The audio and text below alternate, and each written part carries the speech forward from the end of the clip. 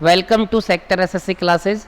आज हम आपसे पूरा सिलेबस डिस्कशन करूंगा मैं आपके साथ, और फिर मैं इंग्लिश में बेसिक जो नीड है बच्चे की, जो भी आपको बेसिक चीज़ें पता होनी चाहिए वो सारी डिस्कस करेंगे हम। और ये क्लास डेली अपडेट होती रहेगी आपको, ठीक है ना। तो आज अपना नोटबुक लेके बैठो अच्छे से, जो भी आपको बेसिक से कर रहा है पूरा मैं सिलेबस डिस्कशन के साथ आपको अच्छे से आज पढ़वा देता हूँ।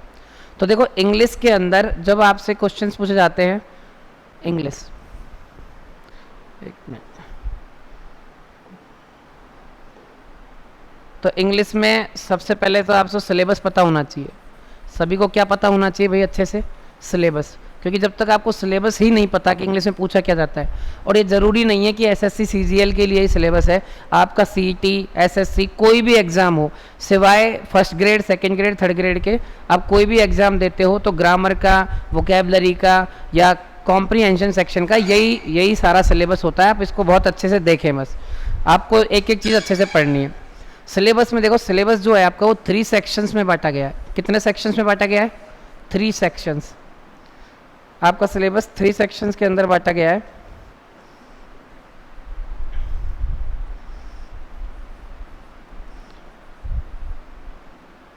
थ्री सेक्शंस में बांटा गया है सिलेबस को, जिसमें पहला सेक्शन आपका आता है वो है आपका ग्रामर सेक्शन। एक तो मेरे साथ साथ आप इसको बोलना भी सीखेंगे। ग्रामर, ग्रामर नहीं होता, क्या होता है? ग्रामर। क्या होता है ये? ग्रामर। ग्रामर ए का साउंड आना चाहिए, रे का नहीं। तो ग्रामर सेक्शन में आपसे क्या क्या पूछा जाएगा देखो। तो ग्रामर सेक्शन में 2 तरीके से क्वेश्चंस आते हैं, 2 पोर्शन है इसके, जिसमें पहला पोर्शन आता है आपका ए पोर्शन मान लेते हैं हम इसे, जिसमें आपसे पहला टॉपिक पूछा जाएगा टेंस, ठीक है। दूसरा टॉपिक आपसे पूछा जाता है conditional sentence, conditional sentences, tenses, conditional sentences. तीसरा टॉपिक आपसे इसमें पूछा जाएगा मॉडल ऑक्सिलरीज, मॉडल ऑक्सिलरीज। चौथा टॉपिक आपसे पूछा जाएगा क्वेश्चन टैग, क्वेश्चन टैग। और 5वां टॉपिक आपसे इसमें पूछा जाएगा वॉइसेज। आपने पढ़े होंगे वॉइसेज, एक तो होता है आपका एक्टिव वॉइस, एक्टिव वॉइस, और एक होगा आपका इसमें कौन सा? एक्टिव वॉइस से पैसिव वॉइस बदलना, पैसिव से एक्टिव बदलना, पैसिव वॉइस, ठीक है। और एक 6 नंबर जो टॉपिक है वो आपसे पूछा जाता है इसमें पहले सेक्शन में ही, नरेशन, NARRATION। नरेशन जानते हो आप? डायरेक्ट स्पीच और इनडायरेक्ट स्पीच। डायरेक्ट स्पीच और एक कौन सा होता है? Indirect speech, indirect speech. तो जो ग्रामर का सेक्शन है, जो ग्रामर सेक्शन है उसमें से आपसे शुरू में 6 टॉपिक पूछे जाते हैं। 6 कौन कौन से? टेंसेज हो गए, कंडीशनल सेंटेंसेज हो गए, मॉडल ऑक्सिलरीज वर्ब्स हो गई, क्वेश्चन टैग्स हो गए। क्वेश्चन टैग मैंने आपको पढ़ा दिया है ऑनलाइन, अगर आप ढंग से देखेंगे तो आपको हमारी प्लेलिस्ट मिलेगी क्वेश्चन टैग की, आप इसको पूरे अच्छे से देखें। मैंने 5 वीडियो 6 वीडियो में इसको पढ़ाया है आपको, और इसके कुछ क्वेश्चंस भी कराएं, ठीक है। वॉइसेज आएंगे आपके, एक्टिव से पैसिव कैसे बदलना है, नरेशन आएगा, डायरेक्ट से इनडायरेक्ट, ये सब कुछ आपको मैं बहुत डिटेल से बहुत आराम से पढ़ाता हुआ चलूँगा। आपकी क्लासेस रेगुलर चल रही हैं वो आपको देखनी है, ऑफलाइन क्लासेज जो आपकी चल रही हैं, और ऑनलाइन क्लासेज में आपको ये सारी चीज़ें करवाऊंगा धीरे धीरे, जिसमें बेसिक बहुत ज़्यादा इंपॉर्टेंट है। तो सबसे पहले हमें ये पता होना चाहिए कि भाई हमारा सिलेबस क्या है। तो सिलेबस में ग्रामर सेक्शन में पहला सेक्शन ये आ गया, आप इसका एक बार स्क्रीनशॉट ले लीजिएगा। वेरी गुड, और आप नोट्स बनाते चलें, ठीक है ना। चलो, दूसरा आता है आपका इसी में जो बी पॉइंट है, ग्रामर के अंदर ही बी पॉइंट है, इसमें आपसे पूछे जाएंगे पार्ट्स ऑफ स्पीच। क्या पूछा जाएगा आपसे? Parts of speech. वैसे पार्ट्स ऑफ स्पीच होते कितने? अगर आपसे कोई पूछे तो पार्ट्स ऑफ स्पीच होते हैं 8। मैं इसको थोड़ा सा बढ़ा के बता देता हूँ, 9 होते हैं। डिटर्मिनर को मैं भी पार्ट्स ऑफ स्पीच में काउंट कर लेता हूँ, लेकिन कोई नहीं, आपको ध्यान रखना है पार्ट्स पार्ट्स ऑफ स्पीच कितने होते हैं हमारे? 8 होते हैं। अच्छा, वो 8 पार्ट्स ऑफ स्पीच कौन कौन से? तो पहला आता है आपका इसमें, इसको सब जानते हैं, वेरी गुड, बोल के बताओ, नाउन। दूसरा आता है इसमें आपका कौन सा? Pronoun. Third parts of speech आता है आपका एडजेक्टिव। एक बात सुनिए आपने, मैंने क्या बोला? एडजेक्टिव। क्यों बोला एडजेक्टिव भाई? एडजेक्टिव इसलिए बोला, आपको हमेशा याद रखना है कि ए और जे के बीच में अगर डी आता है, कभी भी ए और जे के बीच में अगर डी आ जाए तो इस डी को साइलेंट बोलना है आपको, इसको बोलना नहीं होता, इसको साइलेंट करना होता है। लिखना तो है लेकिन बोलते नहीं है इसको। एडजेक्टिव बोलना पूरी तरीके से गलत है, एडजेक्टिव गलत है। क्या बोलेंगे? एडजेक्टिव। वापस बोलो, एडजेक्टिव। अरे साथ साथ बोलो, वेरी गुड, बोलो एडजेक्टिव। क्योंकि ए और जे के बीच में डी आ गया तो वो क्या रहेगा? साइलेंट रहेगा। ठीक है, जैसे आप इन वर्ड्स को बोलो, चलो जैसे मैंने लिखा, आप नॉर्मली बातें करते रहते हो, एडजस्ट कर ले यार, एडजस्ट बोलते हो ना, एडजस्ट, एडजस्ट नहीं होता, क्या होगा? Adjust, adjust, adjust. Very good. आपने कुछ फिगर पढ़े होंगे, एडजॉइनिंग फिगर, तो एडजॉइनिंग नहीं बोलते, उनको क्या बोलते हैं? अजॉइनिंग। क्या बोलेंगे उनको? अजॉइनिंग। क्योंकि ए और जे के बीच में अगर डी आता है तो उसको हमें साइलेंट बोलना होता है। तो आप ये बात भी जरूर याद रखें, ठीक है ना? इसको लिख लेना आप साइड में कहीं पे भी कि ए और जे के बीच में अगर डी आ जाता है तो उसको हम बोलते नहीं है, उसको एडजेक्टिव बोलते हैं, ना कि एडजेक्टिव। ठीक है, डी को साइलेंट करते हैं। चलो अभी के लिए मिटा देता हूँ मैं इसे।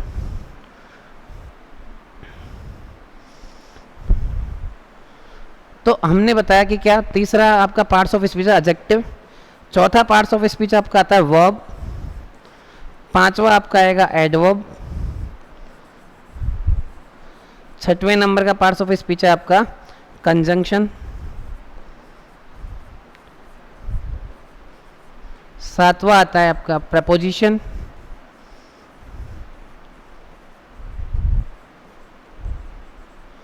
आठवां है इंटरजेक्शन, इंटरजेक्शन, इंटरजेक्शन। ठीक है ना, क्या नाम है इसका? इंटरजेक्शन।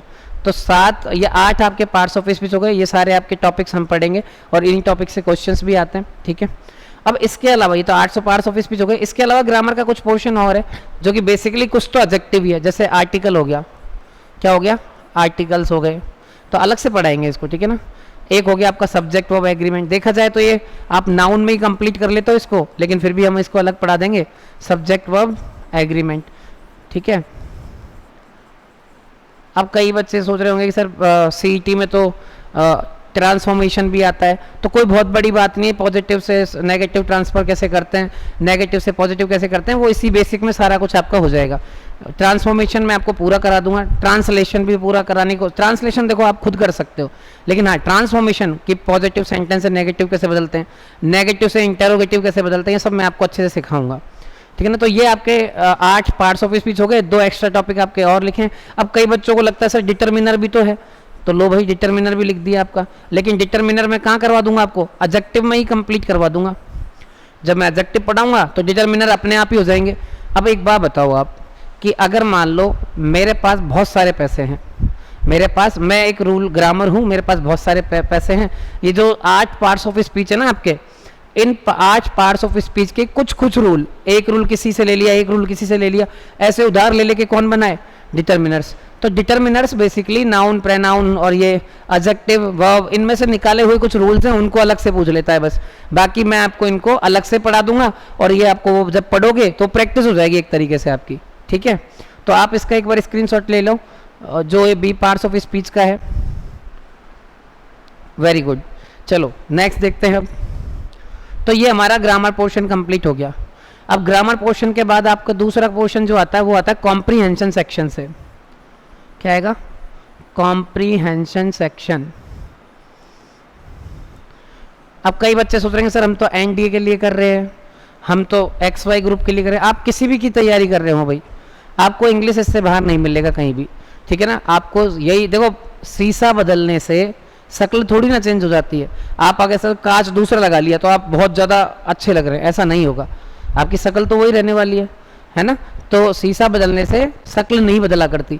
तो आपका नाम चेंज करके कुछ पूछ लिया या कुछ पूछेगा आपसे इंग्लिश में, यही सारी चीज़ जो मैं आपको पढ़ाऊंगा चाहे फिर वो एनडीए हो, चाहे सीडीएस हो, चाहे एफकेट हो, चाहे सीजीएल हो, चाहे बैंक हो, कुछ ही हो। देखो इधर कॉम्प्रीहेंशन सेक्शन से आपके तीन चीज़ें पूछी जाएंगी। पहला अनसीन पैसेज पूछा जाएगा आपसे। क्या पूछा जाएगा? Unseen passage. अब पैसेज तो आप जानते हैं, आराम से कर भी सकते हैं, लेकिन आजकल अनसीन पैसेज एसएससी सीजीएल वगैरह में, एसएससी की एग्जाम्स में प्री में नहीं आता है, मेंस में आता है।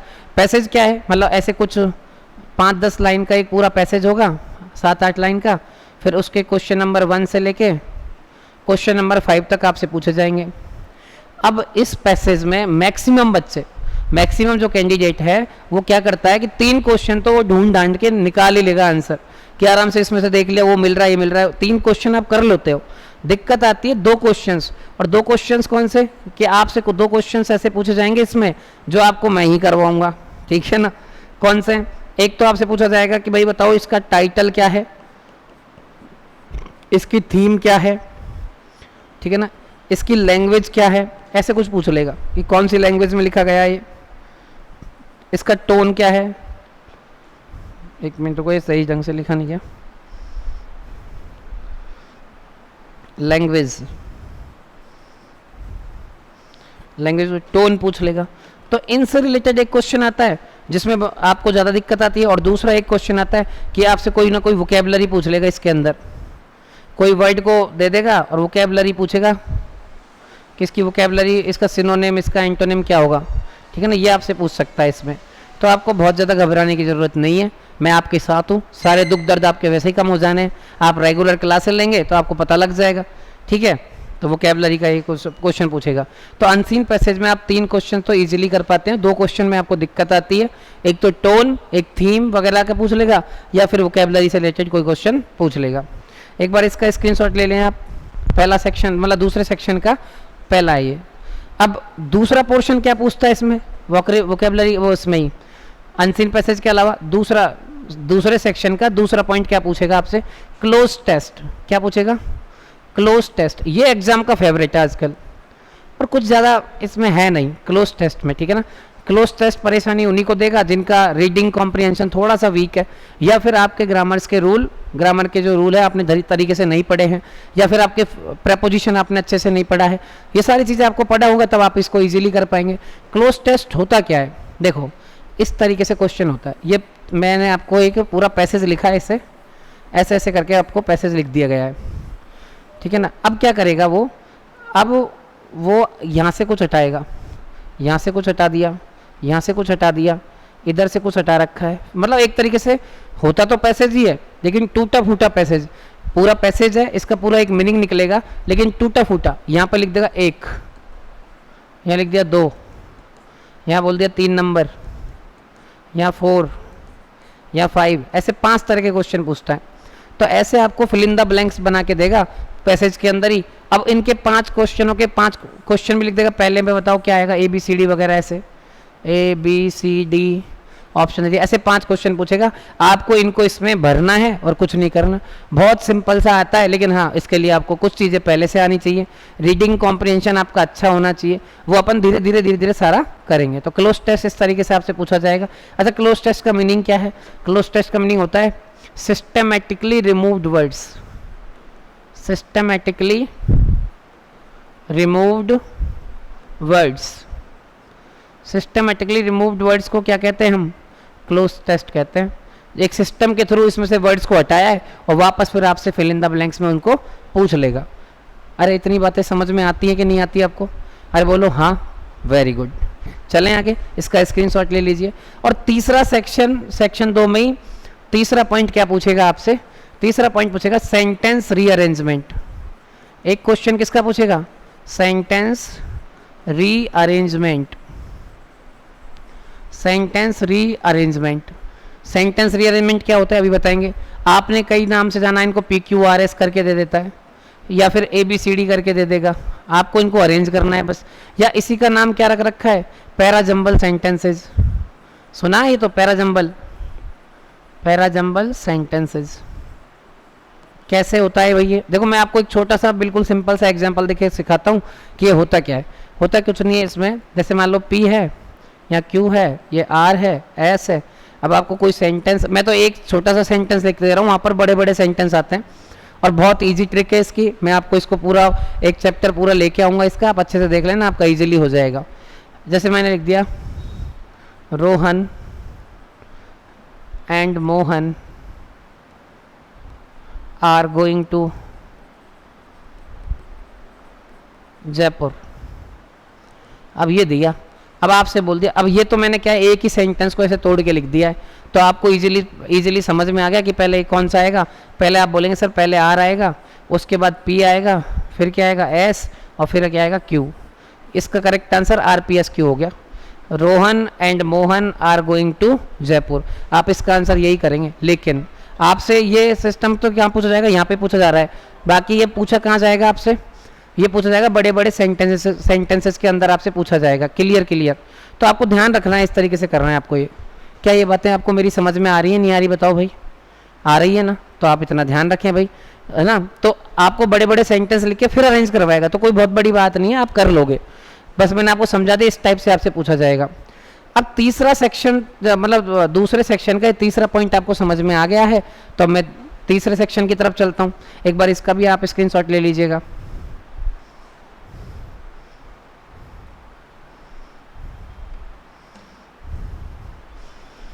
चलो देखो, अब तीसरा सेक्शन हमारा आता है, हमारा 2 सेक्शन कंप्लीट हो गए सिलेबस के। एक तो कौन सा, ग्रामर सेक्शन, दूसरा कौन सा है हमारा, कौन सा सेक्शन है, कॉम्प्रिहेंशन सेक्शन, और तीसरा सेक्शन आ गया अब हमारा वोकैबुलरी सेक्शन। कौन सा आ गया अब, वोकैबुलरी सेक्शन।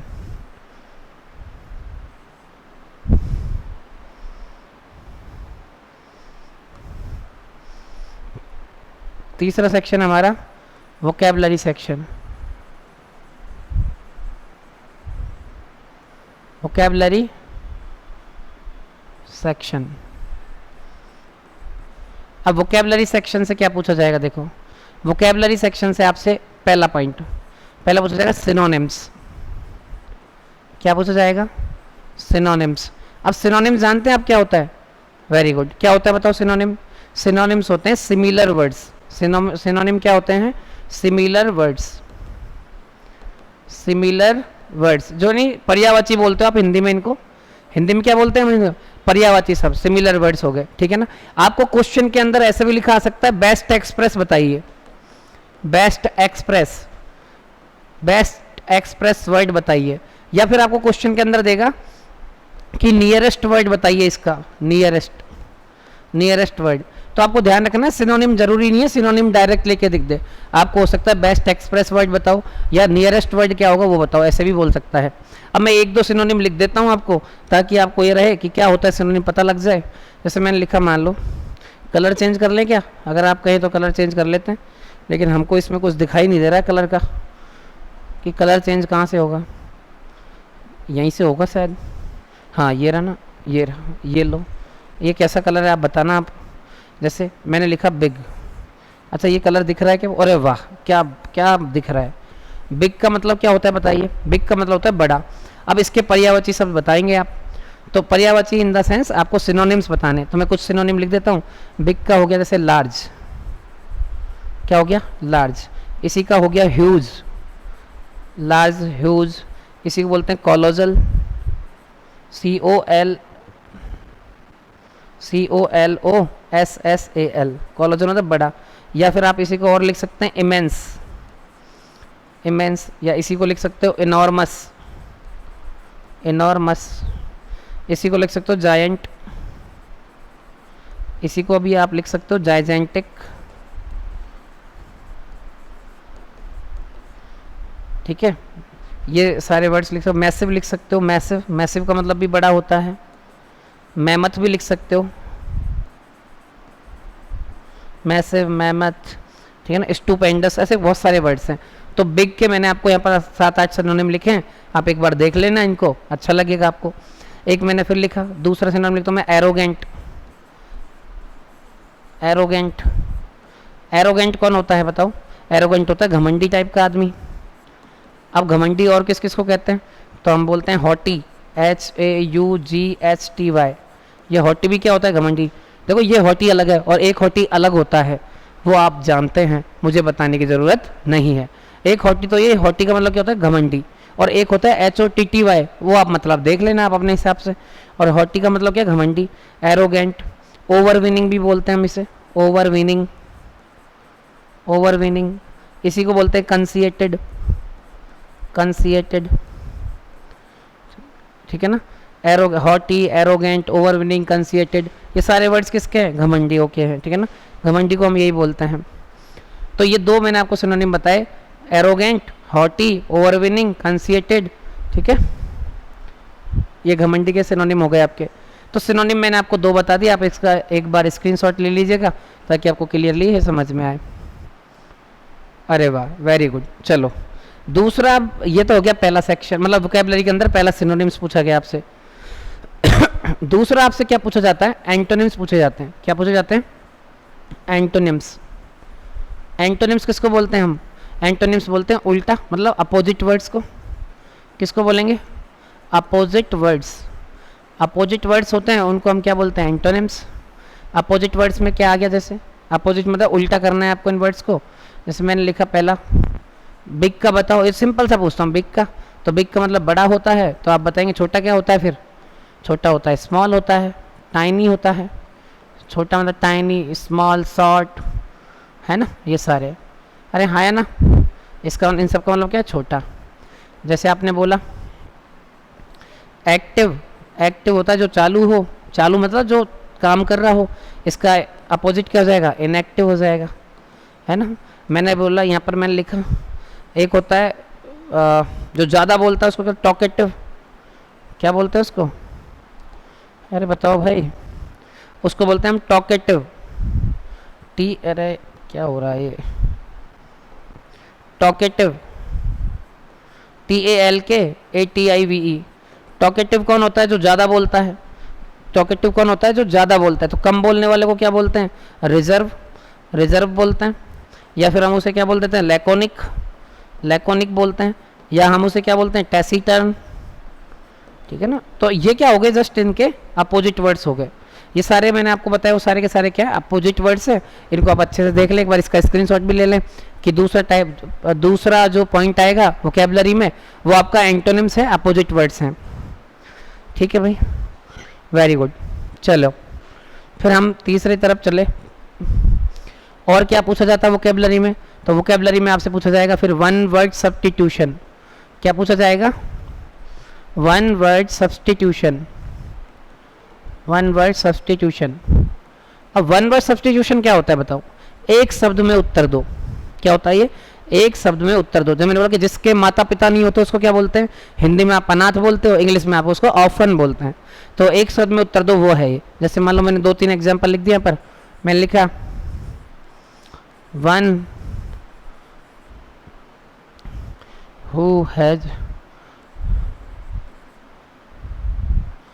Who हैजेंट parents. ऐसे मत लिखो, ये थोड़ा सा बच लगता।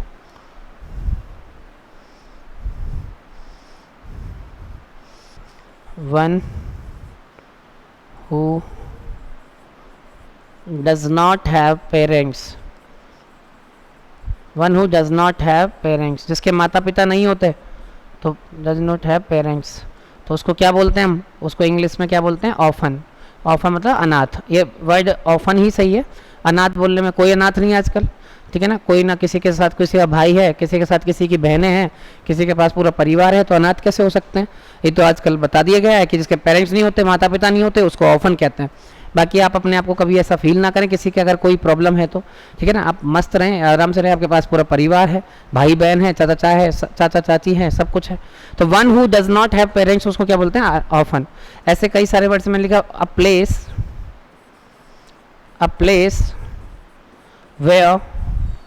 Place where birds are kept. Birds are kept, एक ऐसी जगह जहाँ पर किसको रखा जाता है? बर्ड्स को। तो उसको क्या कहते हैं बताओ? उसको बोलते हैं एवियरी। क्या बोलते हैं हम? एवियरी। एवियरी, एवियरी मतलब पक्षियों को रखने की जगह, वो जो उसका केज होता है उसको बोलते हैं। फिर मैं लिखा a place where coins are printed. Coins are printed, एक ऐसी जगह जहाँ पर किसको प्रिंट किया जाता है? कोइंस बनते हैं, मनी बनती हो, कोइंस बनते हो, उसको हम बोलते हैं मिंट। क्या बोलते हैं आप? मिंट। आपने एक देख टकसाल, मिंट को हिंदी में क्या बोलते हैं? टकसाल, सिक्कों की टकसाल, जहाँ पर सिक्के छपाई होते हैं। आपने एक मूवी देखी होगी मनी हेस्ट। मनी हेस्ट में वो सबसे पहले लूटते ही किसको हैं? मिंट को लूटते हैं, जहाँ पर पैसे छापे जाते हैं, ठीक है। और लिखा मैंने अ place where bees are kept, bees are kept, एक ऐसी जगह जहाँ पर मधुमक्खियों को रखा जाता है। देखा होगा ना अपने खेतों में कई डब्बे से रखे रहते हैं जिसमें मधुमक्खियाँ पालते हैं लोग, तो उस डब्बों को क्या कहते हैं? उनको बोलते हैं एपियरी।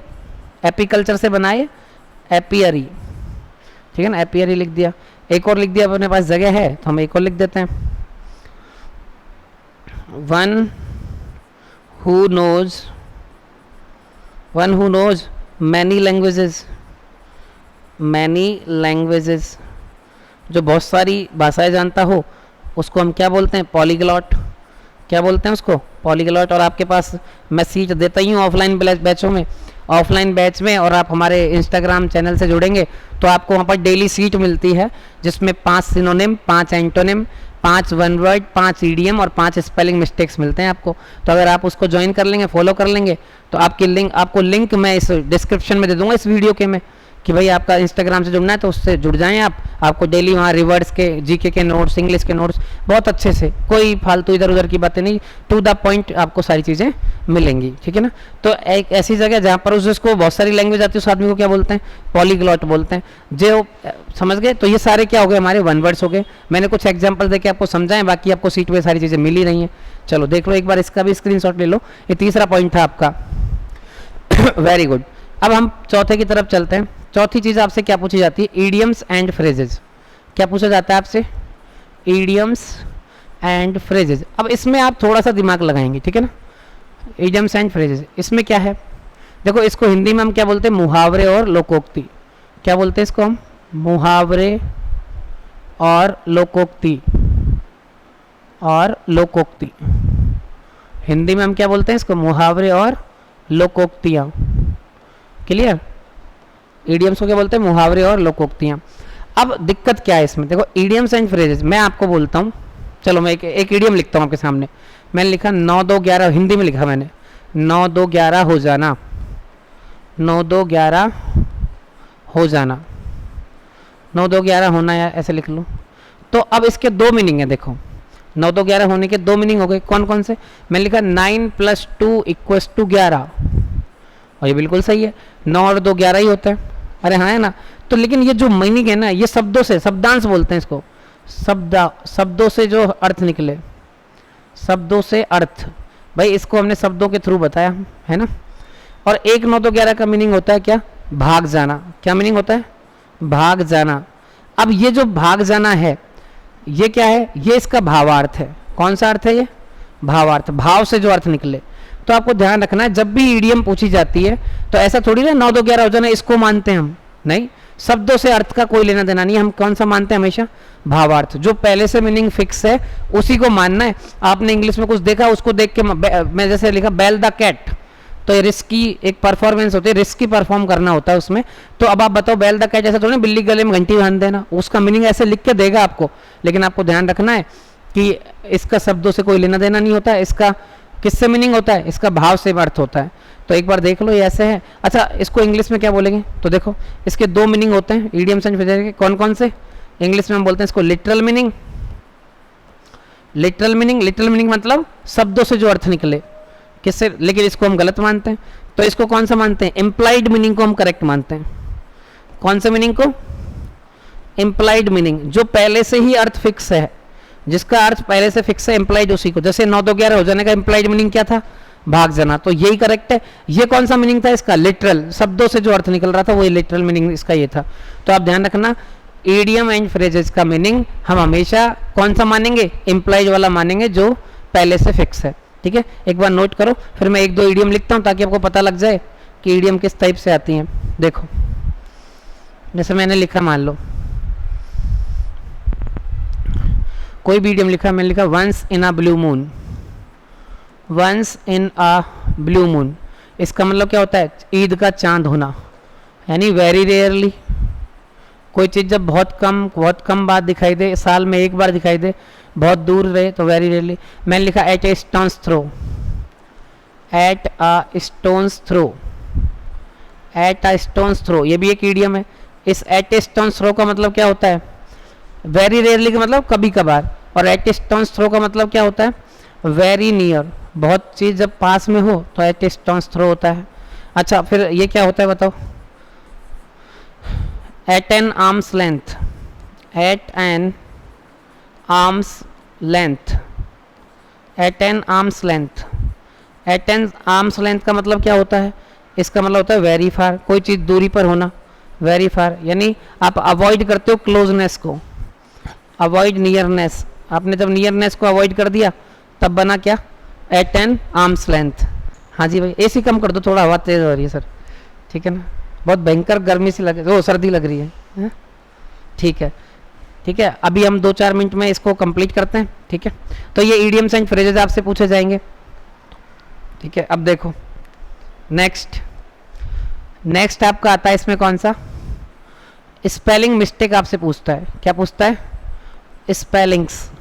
अब स्पेलिंग्स में भी 2 टाइप के क्वेश्चन पूछता है आपसे। पहला कौन सा पूछता है कि करेक्ट स्पेल्ट बताओ, करेक्टली स्पेल्ट वर्ड। क्या पूछेगा? करेक्टली स्पेल्ट वर्ड बताइए, करेक्टली स्पेल्ट वर्ड कैसे? अब मैं आपको कुछ क्वेश्चन दे रहा हूँ, पहला बताना आप कौन, आपको पूछा है कि इनमें से करेक्ट कौन सा है, तो मैं ए ऑप्शन लिख देता हूँ यहाँ पर।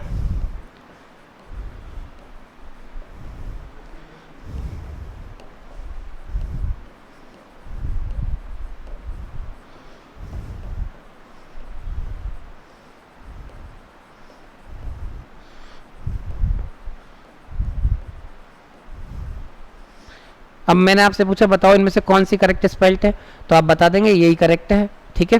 तो ऐसे तो आपसे एक तो पूछा जाएगा करेक्टली स्पेल्ट वर्ड, और एक पूछा जाएगा आपसे wrongly spelt word, wrongly spelt word. यानी अब 3, जैसे यहाँ पर क्या किया, यहाँ पर 3 ऑप्शन गलत लिखे, एक ऑप्शन सही लिखा, उसको आपने टिक कर दिया। और अब आपसे क्या है, 3 ऑप्शन सही लिखेगा, सही स्पेलिंग 3 लिखेगा, एक गलत लिखेगा, वो पहचाननी है आपको। जैसे मैंने पूछा आपसे बताओ,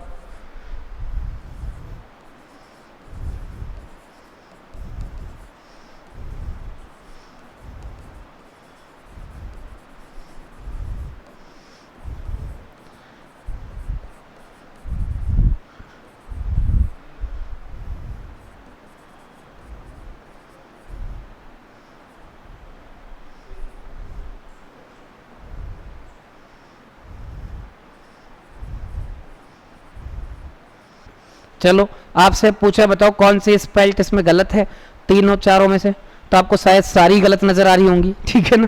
लेकिन इसका करेक्ट आंसर कौन सा है? करेक्ट गलत आंसर, गलत स्पेलिंग ऑमलेट की करेक्ट है, आर्ग्यूमेंट की करेक्ट है, एम्बेरस की करेक्ट है, ये गलत है, ये इसका आपका आंसर हुआ। तो इस तरह ये पूरा सिलेबस डिस्कशन आपका हो चुका है। कल से मैं आपको बेसिक, बिल्कुल बेसिक इंग्लिश की शुरुआत कहाँ से होती है, कैसे कैसे चलना है, बिल्कुल ABCD से लेके आगे पढ़ाएंगे। आप इस डिस्कशन की वीडियो को जरूर देखें, चैनल को सब्सक्राइब करें, लाइक करें, फैला दो दूर दूर तक इसको। जय हिंद।